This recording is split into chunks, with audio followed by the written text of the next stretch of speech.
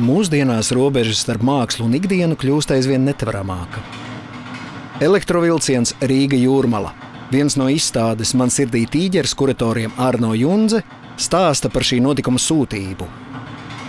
Kāpēc tāda izstāde? Man sirdī tīģeris, kāpēc Ainis un kāpēc laikmetīgā māksla? Vilciens tam nav izvēlēts nejauši, jo piedāvā dabīgu saikni ar izstādes norises vietu dzelzceļa stacijā.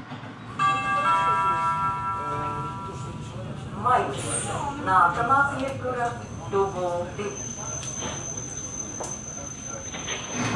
Garām paslīd Aspazijas vasarnīca, un vilciens apstājas nu pat atjaunotajā dzelzceļa stacijā Dubulti. Arhitekta Igora Javēna projektētā celtne, kas tika pabeigta 1977. gadā, pati par sevi ir laikmetīgās mākslas paraugs. Var teikt, ka šī celtne ir atzimusi dubultīgi, jo katrs stacijas apmeklētājs tagad ir arī mākslas vērtētājs.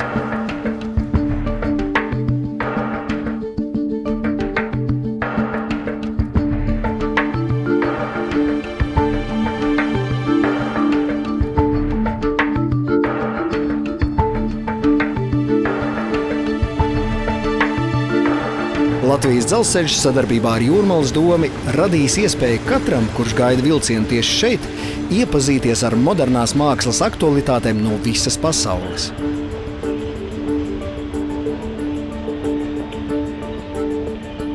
Izstāde tiešām starptautiska. Šeit ir 12 projekti.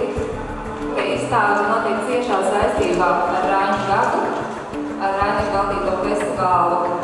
Pastāvēs tas pārvērtīsies, iezīmējot laikmetīgās mākslas idejas tām transcendentālajām un universālajām idejām, ar ko strādā arī Rainis.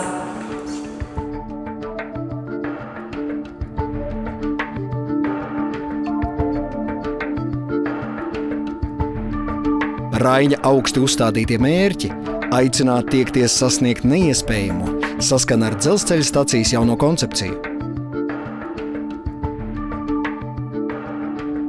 Šobrīd mūsdienīgās mākslas telpa, mākslas stacija Dubulti, ir Eiropā vienīgā laikmetīgās mākslas telpa, kas darbojas joprojām funkcionējošā dzelzceļa stacijā.